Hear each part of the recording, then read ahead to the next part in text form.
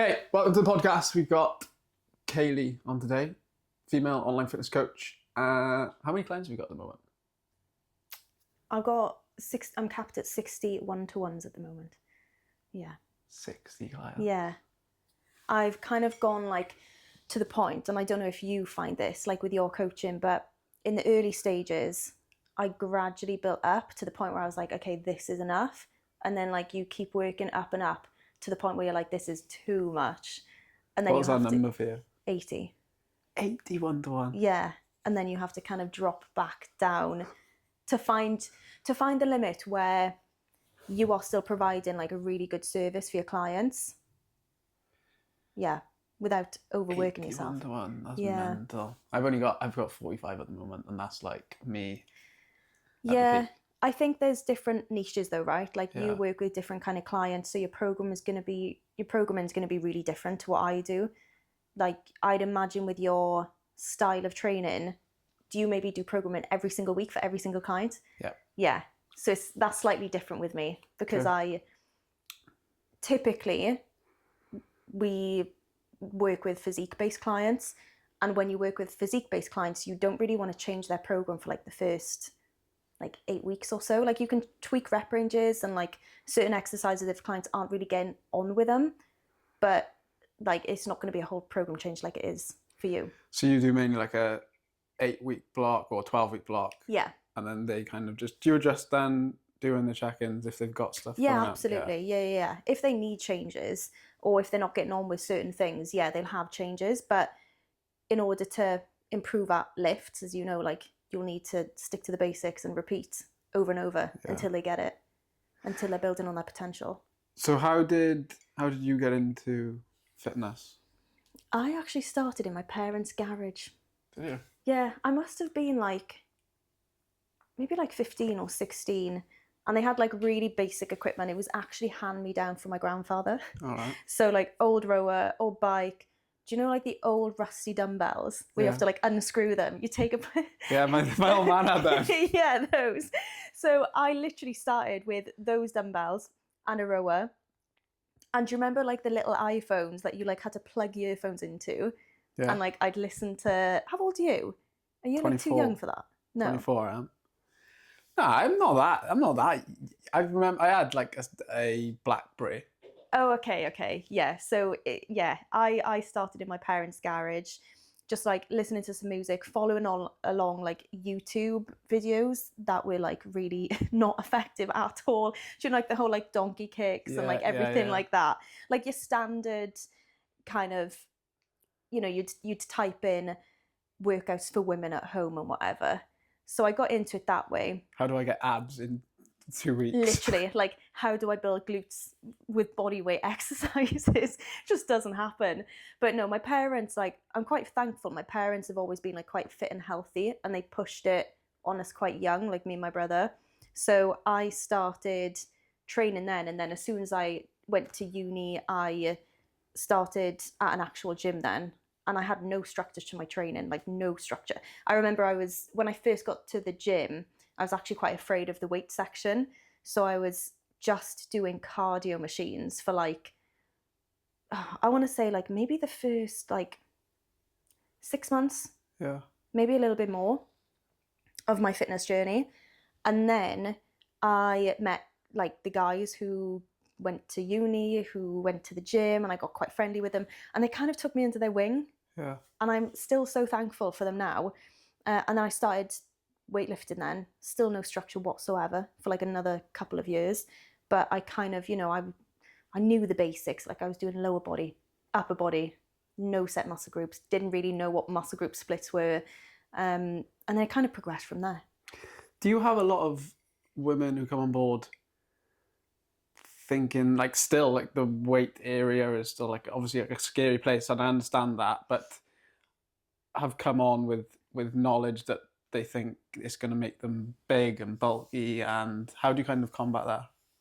Yeah, this is like still a massive thing for like so many women. I literally had a consultation call this morning, and she was saying she has like mad gym anxiety, and she hasn't gone to the weightlifting area because she's so afraid of what people are going to think of her. I think that's usually what people say is they're actually afraid of what other people are thinking when they're doing exercises. Like, are they doing it wrong? Is everyone watching me? But those thoughts are usually irrational thoughts.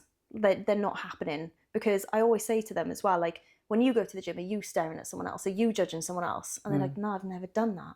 Well, how many other people are going to actually be doing that to you? Like, usually if someone's looking at you, they're looking at what you're doing, because maybe they're trying to figure it out as well, or maybe they're like your leggings or something, you know? So I always try and like explain it's more in our head. It's like the anticipation that takes over rather than it being like factual. Like, you don't know for facts that people are judging you and looking at you in the gym. So what I tend to do when clients start with me, if they are like quite anxious or nervous, I don't throw them in the deep end. I don't say like, you're going to be having this program. I always ask them like, which areas of the gym are you comfortable in? Like, is there a mat area? Can we maybe start there with a couple of dumbbells? And then we can venture into like machines or like different parts of the gym. So do you know how it goes back to when you were asking me like, how often do I keep programs the same? Like, if someone starts with me and they are really nervous, like complete beginner, or maybe they've been to the gym a couple of times but they've just been on cardio machines, what I'll do for the first couple of weeks is just say, look, we're just going to stay on the mats and we're just going to use dumbbells. And then going into their check-ins then, or maybe we'll hop on a call a couple of weeks later, I'll see how they're feeling, and then it might be a case of adding in like one machine for like one of their workouts, a different machine for another one of their workouts, and then across the course of like 8 weeks, then by the end of that 8-week block, they're usually ready for something a little bit more advanced then. Yeah. I say to everyone who's like scared of going to the gym is 9 times out of 10, everyone who's like big or in shape or doing it, they have no clue about their surroundings. They're very self-obsessed themselves. And they're not in there, like, you think that everyone's watching you, but in reality, no one is, because everyone is there to work on themselves. Yeah. They're focusing on themselves, and everyone has started from day one as well. Like, no one's got the right to judge. So if there is someone judging there, that's not for you to worry about. They're never gonna have like insights into your journey, and they never, you shouldn't be worrying about that. I was listening to a podcast the other day with Chris Williamson. He was talking about, they did like a trial where they kind of did something to someone's face with like makeup, told them that they'd done it, but hadn't actually done anything to their face, and then got them to go out on stage, like imagining that they'd had, I think it was like makeup where it made them look like they've had like a big massive smile, like a red smile. They went out on stage and they obviously didn't actually do anything. They just like drew as if they were drawing, come back and said to them, also, what do you think when you're out there? And they were all like, oh, they were all looking at my face. They were all looking at, like, I could see the way that they were judging me, but they hadn't actually done anything. So it's like all in your head. Yeah.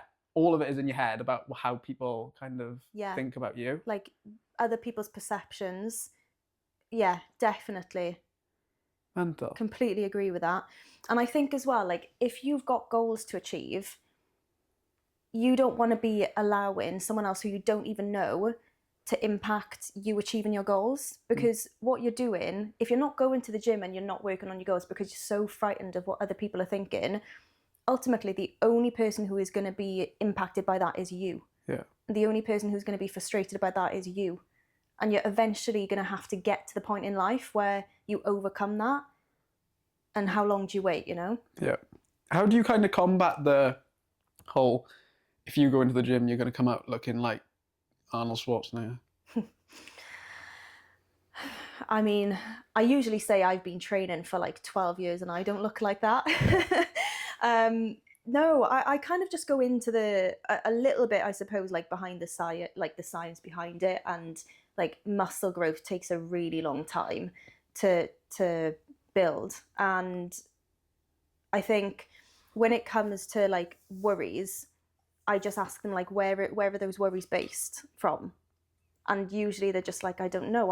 It's never happened to me. I've never like got to the point where I've, got too bulky or anything like that. Yeah. It's just mindset again. It's like old beliefs and old like misperceptions or misconceptions from like years ago, isn't it? Like Yeah. when I first started training, I remember I was in my uni gym, right? And I was doing bicep curls. And one guy said to me there, he was like, "Why are you doing those? You're a woman."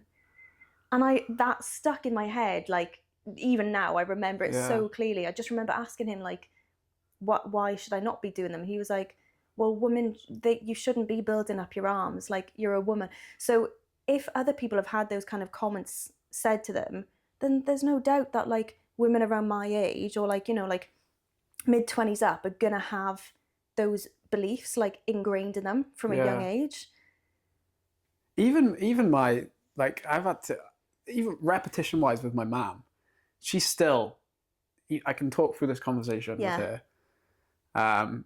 I've done it over and over and over again, and still to this day, she hates doing any like sort of bench press, bent over rows, any sort of upper body movement, because she's like, I don't want to get big and bulky. I'm like, Ma'am, do you realize how long it takes for someone to get from this position to the position that you see them on stage where they're posing? Yeah, yeah. And yeah, I find it really hard to explain to my mum, maybe because I'm a male. Yeah. Like, what would you kind of say to a female who's kind of heard the advice from a male? That's a good question. So like if I had a client come to me and they'd had a male maybe say to, Yeah. like something that I had, Yeah, exactly. I would usually say like I would just explain like when it comes to like getting bulky, the only way that that happens is if you're like eating too much, like you're eating in a calorie surplus, so you're gaining fat as opposed to lean muscle mass. And in order to get to that point, you have to be eating quite a lot, and you have to be lifting quite a lot as well. And usually people who are afraid of that aren't anywhere near those kind of situations anyway. Like they may be underfueling and they maybe haven't got to the point where they're pushing themselves enough in the gym to be building muscle to start with. So it's not going to happen. And usually what I say is when we have a fear about something, the only way to overcome it is by taking action, because otherwise you're never going to learn. So I say to clients who are starting, we can start gradually, nice and slowly. We'll have reviews like, you know, every week. And if it gets to the point where you start feeling uncomfortable, we talk about it. Never happened. Like no one has ever gone to me in their muscle growth journey, I'm getting bulky now, like I need to stop. They'll have wobbles, like I had wobbles throughout my building journeys, but not to the point where like they think it's true, oh my gosh, I'm getting bulky, I knew it. That's never happened. Do you know anyone? I don't know anyone that's ever happened. No, not in like a short period of time anyway, No. where they like go to the gym and then all of a sudden, boom, they're blown up. It only ever happens when, you know, you take a build to the point where you've built a lot of fat as well and trained for a long period of time. And I wouldn't typically, like with my female clients, I wouldn't push them to the point where they've built a lot of fat anyway. I like to keep building phases quite lean and healthier. Like I just think that's going to be better for everyone anyway. I obviously like to get the most out of a building phase, but not to the point where they go in to be really uncomfortable and absolutely hate the process. Expand on the building phase. What do you mean by that? So building phases, like when I have clients, you know, come to me and they say, I want to grow my glutes, or like I want to build muscle elsewhere. What I'll do is take them through a specific phase, like, and that's usually going to be a muscle growth phase. So depends where they're starting, right? Like if I have a client who doesn't have fat to lose, she just wants to build muscle, build shape, build strength, she is then going to be able to go through a reverse diet, so gradually building on calories over a set period of weeks and progressively overloaded in the gym with like a set training program for certain muscle groups that she wants to work. If I have a client who is maybe wanting to drop fat, I always say to clients, like, how do you feel now? Because we want to make sure that you are feeling really confident to go into this building phase. You're feeling ready for it because we're not going to be dropping fat whilst you're in it. So if you've got fat to lose now, we start with that. So in that scenario, what I would do is take them through a fat loss phase. Again, if they're beginners, they go through body recomp. So they'd be dropping fat, building muscle slightly to begin with, like if they've got a set like workout program as well, or weightlifting program. And then we'd go through the reverse diet after that and then go into the building phase. Right.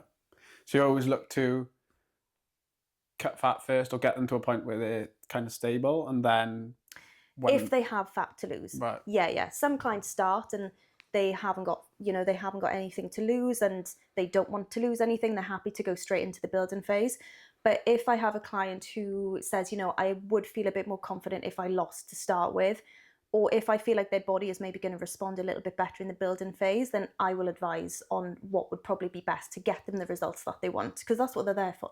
That's what we're here for, to listen to them. They explain what they want to achieve, and then we've got to give them what they want, right? So, say for example, now I'm a client coming on board. What is the process from me reaching out to you to getting you onboarded, getting me onboarded? So usually people reach out like via Instagram, or fill out one of my forms, or like via a friend. They kind of just reach out however they get hold of me. I will then get back to them and set up a call. I always like to make sure that I hop on a call with clients before I start with them. Do you do that as well? Yeah, I do that because you want to know that you're going to get on as well, right? And you're going to be able to build that relationship. I think that's really important when you take a new client on, because you want it to be good for them as well. Like if you've got a good working relationship, it's going to work. So I always make sure that we're in a good place in that sense. And it's really good for me to then ask in depth what your goals are. Like they might have put in their message, I'm looking to drop fat, or I'm looking to build muscle. But then you've got to dig for the why. Why? Like, why do you want to do that? Why do you want to do that? You can't just say, I want to build muscle. Like, do you want to become more confident? Do you have, underlying health conditions you want to work through? Is there anything coming up like in the next? So we dig deeper. From that point then, like when I've asked them in depth about their experience, their nutrition habits, what it is that, the kind of realistic timeline, gone through all of that, I'll then look at dates that I'm available for, set them up, and then I'll send across like an onboarding video, and I've designed everything. And they usually have like that a few days before they start. So they've got like the weekend, say, before Monday, to look through everything, get back to me with any questions they have, and we're ready to go for Monday. And then they go into like their first check-in then is on the week after. And what does a check-in entail? So their first week or two, depending, if they're a beginner, it might be like 2 weeks of settling into routine, like getting used to going to the gym, like building up confidence. I don't always assign calories and steps to start. I like to see where they're actually at. And then maybe like week 1, week 2, we have a conversation in check-in or on a Zoom call and go through those then. So usually after week 2, definitely week 3, I always like to get them on a Zoom call again, and then we'll chat about like how they're settling in and start talking about their phases in a little bit more depth then as well. So how I'll see how their body's responded and how everything is going, and then it'll be a case of like, right, what events do we have in, what holidays do we have in, let's map out your phases. Because obviously you touched on then, you don't give them some sort of goals, and I'm like a big believer on that, and I do exactly the same with the guys who want to go through some sort of body recomp. I think that's kind of, especially in the fitness industry, is like they'll come on board with a coach, and then all of a sudden you're just telling them to 10,000 steps, cut your calories by 500 calories, under a deficit. I think there's a lot more to that we kind of take into our coaching programs, but a lot of coaches don't. What would you say like the fundamentals that you kind of work on first, like top 3 things? Top 3 things. So definitely routine with your nutrition. I had a client start with me this week and she was like, I don't eat breakfast. I sometimes don't eat lunch. And then I'll have a lot for dinner. You've probably had the same. So I will give them set times to try and follow like 3 meals just to start. Like try and build your plate with a protein, a veg, a carb source, like just the basics. That's number 1. Secondly, workouts. Like get yourself to the gym. And I've even had clients in the past, right, who have been so anxious. I've said, I just want you to go to the gym and get on the treadmill. 15 minutes and then get out. Like that, literally just get used to your surroundings. So get to the gym, secondly. Thirdly, probably like hydration, because a lot of people aren't drinking enough water either. Literally just like the basics. That kind of falls under nutrition though, doesn't it? No, I don't think so. In terms of like, normally what I would say is one of the biggest ones is sort of sleep. Yeah. If they can get like a bedtime and a wake time, that makes the biggest difference. It does. For anyone. I think like that around for like a lot of clients, definitely. Shift patterns. Yeah, Do you that's find a lot harder. Yeah, it's a lot harder. Still doable, Yeah. but it is harder. So that's again something that I will cover like on their first call. But for the first week, yeah, just the basics of nutrition, gym. If they're a little bit more advanced, they already know they're tracking their calories, they know how many steps they're getting in, then I think that's a little bit different, because from the get-go, you can maybe assign that and then build on it. But yeah, for beginners, it will be the basics and then we build. What about those who have had like a bad relationship in the past? You probably get a lot with bad relationship with food in general, bad relationship, maybe they were tracking their food in the past and kind of super, super low. I know like skinny TikTok is like a thing at the moment. Yeah, that's come back around. What do you kind of do, or what do you kind of put in place to help with that? So firstly, I will ask them in depth about like their relationship with food. If they've had eating disorders, I'll say now I'm not qualified to work with anyone with a current eating disorder. So I always recommend that they go and get like professional help. If they have worked through their eating disorder and they're satisfied to like carry on with a coach, what I will do is just ask them in depth, like why they start tracking calories. Usually what you will find, if someone is tracking calories to like 1,200, say, I'll always ask them, do you track on weekends as well? And it's like, no, I don't. So usually, maybe, people are eating a little bit more than what they are eating. And when I explain that in a little bit more depth, they usually are happy to trust me and my advice, and I will set their calories a little bit higher, not to the point, if they're eating 1,200 calories or they think they're eating 1,200 calories, I'm not just going to assign them 2,000 to start. I might assign them like 1,500. And then we look at like building gradually from that point. But I think it's just explaining, because when people have like been afraid of tracking calories or fueling their body, I've come from a restrictive background myself. So I know it comes down to knowledge. Yeah. And the more knowledge you have around nutrition and food, knowing how to track properly, knowing what to include into your day, that completely changes your like mindset and perception around food. It did for me, and it has for like every other client that I've worked with. Yeah. Yeah, because I actually put a post up the other day about kind of, I've been lucky enough to not have ever struggle with any of this. And I don't know whether it's like my upbringing or whether what I've been taught. Like, I've always just been taught to finish your food, eat 3 meals a day, breakfast, lunch, dinner. And I've never had like a restrictive behavior or like excessive behavior. Yeah. So I find it really hard to not explain, because it's like almost natural. You probably find it a lot easier coming from that restrictive diet phase, because you can kind of deal with them a lot easier, if that makes sense. I think I can relate a lot more. When I typically get a lot of clients who have been through a similar background to me, and I think that's because I share a lot about my own journey to like my social media, so people will then understand. She maybe will be able to relate and understand me a little bit more as well. So yeah, I think for me, it's not so much like restrictive diet phases I've had. Like, I have had fat loss phases. I'm in a fat loss phase right now, and I don't really think of it as like I'm really restrictive now. That's not the case. I think in the past, I was fearing certain foods, and like the standard, I used to think fat made me fat. Like, I'd be looking at the grams, like how many grams of fat is in this. So it was, again, it just came down to my knowledge. I didn't know enough about food. So then I would look at foods, that's good, that's bad, I'm not going to have that. It got to the point where I was literally eating like maybe like 6 foods. Like it was bad. And I was just sticking to those foods, no carbs after like 5 p.m. And I like dropped a lot of weight. Like, I think at my lowest I was at like maybe 49 kilos, something like that. And like I'm around 62 now. So I dropped a lot, 5'2" girl. Like, I'm quite short, but like 48 kilograms was quite small for me, because I've always been quite dense naturally.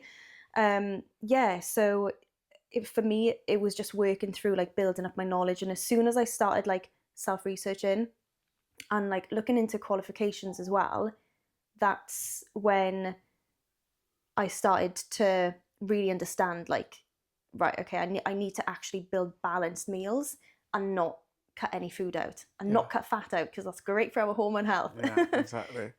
So other way around then, obviously, how do you find it, like me saying openly about struggling with helping people who like are going through a fat loss stage or going through a lean bulk phase? How do you struggle with the opposite, where like when someone comes on board who's not been in your position before, how do you kind of manage that? Depends what their goals are.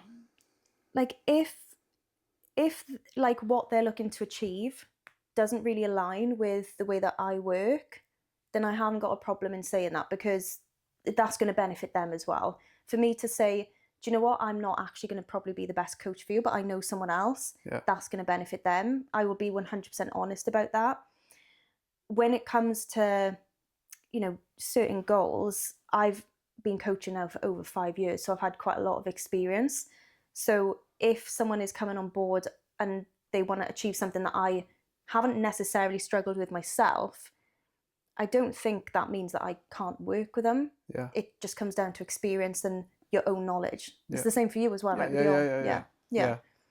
So like for me, obviously coaching, we'll go into like coaching females as a male. Maybe you don't coach any males, do you? No. But from my perspective is some of the questions that I'll ask, I find it hard to come back to as a male coach. Okay, like towards females. Yeah. And I was wondering what kind of advice you would give any male coaches who are coaching females at the moment in terms of what to look out for. Yeah. That we may not know about, even if we have the knowledge. Yeah. So first thing definitely would be like asking about their menstrual cycle and if they have any underlying conditions. If you know they have something like endometriosis or PCOS, that is something that you would need to be aware of, because it might be that during certain times throughout the month, then they're not able to maybe train how they would usually train. They maybe need to take things down a notch. You know, in those cases, it's not a case of like just crack on. Yeah. You will need to know about their symptoms. And do you know what, menstrual cycles in general, like it's very person dependent. Personally, I can crack on and I might have like a really fatigued day where I maybe have to move my session to the next day. But majority of the time, if your nutrition is in a good place, if your sleep routine is in a good place, you should be able to continue on. Like your menstrual cycle shouldn't be debilitating to your week to week or month to month unless there's an underlying issue. So I would say for you, when you're coaching females, that's probably one thing that you just need to ask about. Yeah. Because it's easy for me to say crack on when I don't deal with it myself. Yeah. I find it a lot easier to tell boys, yeah, mate, you're being a pussy, just crack on with it. yeah. Whereas for a girl, so like, how much of it is not placebo? I don't know, we obviously spoke about this before the podcast, but how much of that is actually, do you tell girls that you need to just woman up by you? Woman up. There have been clients in the past who've said, I want to start training around my menstrual cycle. Personally, I don't do that. Like we can deal with a lot more than we think we can. We're a lot more capable than we think we are. Again, I'm not talking about underlying conditions here. So if you just have a regular menstrual cycle, no kind of issues, you shouldn't need to train around your cycle. If it is debilitating to you and you're having really bad pains, you're really exhausted, I would say there's probably something else going on, or you need to look into your nutrition, you need to look into your routine, because those things in themselves can massively reduce your PMS, can massively reduce like any symptoms that you have across the month to do with like your cycle. So yeah, I think when it comes to like placebo, I think it's very easy to get in your head about a lot of things in life, not just like your menstrual cycle. But I think really analysing how you actually feel rather than just thinking, oh, I'm due on, I'm going to be really tired. Yeah, you need to analyse how you actually feel and then look into like your routine, like what could you be changing to help. I've had clients even come on board with endometriosis and they've had awful symptoms, and then we get them on a whole food diet, they sort their sleep out, they start weightlifting, and literally I've had one client now since April 2025, so almost a year. She's not had symptoms since month 3 with me. Mad. Yeah, so even, you know, with underlying conditions, it can be sorted. And I'm not saying for everyone. There's going to be like professional help that some people need to get, and some people with a regular cycle might have like more severe symptoms than someone else. It is very person dependent, and that's something that you do have to be aware of. But majority of the time, you should be able to continue on with your regular lifestyle, even if it's just going out for a walk, moving your gym session to the next day. It shouldn't be debilitating to your week. We obviously have the conversation. I don't know whether you have a Garmin or not. No, I don't. I use a ring. But they obviously tell you off when you've like gone drinking, or it mentions about like you're under recovered, you're not doing this, you're not doing that, and like that's one of the questions that I have. Obviously, a lot more of mine is performance based, but people always say to me like, "Do I listen to my Garmin?" And I'm like, "You can," and it's probably going to tell you something, but 9 times out of 10. Go to the gym, see how you feel. Yeah. Pick something up. If it feels all right, get on with it. If it doesn't feel all right, just go. Yeah. And I know that's like very blunt and to the point, but I think we have to say it as coaches because that's normally what the case is. Oh, definitely. I say to my clients who sometimes message me and they're like, I don't know if I feel like going to the gym today. I'm feeling really exhausted.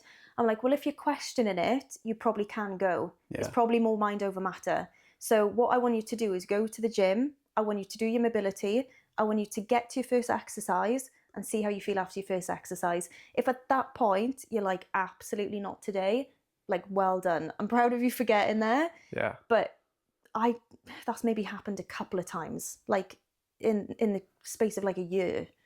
The majority of the time it's you can get there, you can do something. Even if you have to take things down a notch, you can still move. 100%. Flipping that on its head then, we'll go the complete opposite from not going to train to overtraining. People want to do way too much. What's your kind of advice there? Depends like what their goals are again. You kind of need to be, you know, training the right amount to be able to get results, but then any further, like you said, it can actually have the opposite effect.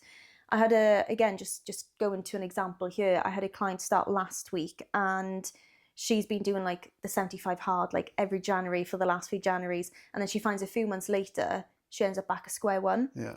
So I then asked her like what was it that she was doing. So she was training like twice a day for like a whole month, right? For a lot of people that's not realistic. No. And it's not necessary. Like they're not athletes, and unless you're an athlete and you've got a professional coach who is going through that, and they've even got days off, you know. Well, they have no other stressors. That's the thing I explained. Exactly, it's their main. Yeah, it's their main. They don't have a work. Job. They don't have work. They don't have kids. They don't have anything walking around them. Like yeah, exactly. So I always explain like, one, it's not really realistic for us to be training every single day of the week, nor is it necessary, and you're actually probably going to see more results by doing a little bit less. Yeah. And I think majority of people who are like overworking, because again, this is part of my like restrictive background. I used to go to the gym every single day thinking if I didn't even go for 30 minutes, like I'd lose my gains or like I'd lose my progress. And it just comes down to knowledge, and none of my other habits were in a good place. So majority of the time when like I have a client start who has been going to the gym like, I don't know, multiple times, like too many times a week, right? Their nutrition is probably not in the best place. They might be like drinking all weekend, every weekend, or getting takeaways all weekend. Their sleep's probably in a really bad place. And I actually then see by bringing their sessions down to say 3-4 week, implementing a step goal, whole food diet, progress starts to move again. Yeah. So it's explaining, isn't it? Yeah, and I think it does come back, like the whole mantra at the moment is like work until you're dead, like toxic like work culture. Yeah, work culture and training culture as well, in terms of just like training all the time. You've got people just doing like ultra marathons, you've got people doing Ironman, you've got people doing double Ironman, and I think people see it and they're like, oh, I want a bit of that, and then get into it, and they think that they can kind of tolerate what other people are tolerating. Yeah. But they can't. And I don't know, I wondered how you kind of worked it into people with, like, if they're ingrained to train all them time, like twice a day. Yeah. Do you know what I usually say? I usually say, like, has this worked for you so far? Usually they'll say no. Yeah. I'll say, why is it going to change then? Why is this going to change anything by you continuing to do the same thing? It's not. It's not going to magically start working. So we need to actually do something about that and try something different. Yeah. And then straight away they're like, okay, yeah, I needed to see it that way. Yeah, simple as. Okay. Right. We'll go into like wrapping it up a little bit. What are kind of the biggest mistakes outside of like the restricted diet, the dieting that you've had in the past? What are some of the biggest mistakes that you've had with your kind of training journey, even when you're experienced now? Because I know I still make mistakes, but everyone makes mistakes, yeah. I would say my first mistake was not reaching out for help sooner. Because I was stuck in that restrictive cycle, I knew what I wanted to achieve. I wanted big glutes. I wanted to look lean, but I was like running myself into the ground, training all the time, not eating enough. Like I was one of those girls trying to eat like 1,200 calories, afraid to go over. I'd say no to going out for food because I was like so afraid of not being in control of what was in the food. But I knew what I wanted to achieve, and I knew that the things that I had been doing weren't working. yeah. So I should have reached out to someone sooner. That would have cut down the time for me to reach my goals by a lot, years probably. Business wise, probably merging my business. That was a really big mistake. A few years ago, I merged my business with another company. At the time, I was kind of just like doubting, I suppose, like the direction of which way online coaching was going and the way that I saw Evolve going. And I merged and completely lost sight of what it was that I enjoyed doing and everything that I believed in. Didn't last very long, like a few months, and I was like, okay, I actually needed to do that though to, I think, really realize what I was passionate about and the kind of clients that I want to work with and everything that I wanted Evolve to be. So unmerged, pretty much built up from the ground again, and yeah. So I think you can always learn from mistakes, right? Oh yeah, 100%. If you don't make a mistake, you ain't gonna learn. Exactly. Yeah. And then I always mention one thing that listeners could take away or change this week that could help them. This is a final question. Get a coach. Get a coach. Get a coach. Yeah.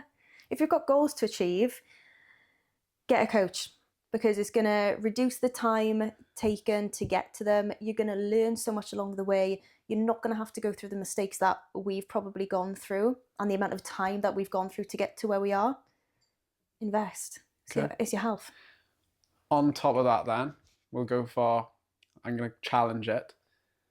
If they haven't got enough money to invest in a coach yet, what would you do? I would probably start saving. Start saving, yeah. Sell your house. No, I'm joking. Get yourself to the gym and try and follow some kind of online program. Like, you know, there's apps and stuff you can follow that will do programs for you. More specific programs, but maybe not, you know, as much as one-to-one premium coaching would be. Still follow some kind of structure. Yeah. Okay. Thank you for coming on. That was very good. Thank you for having me.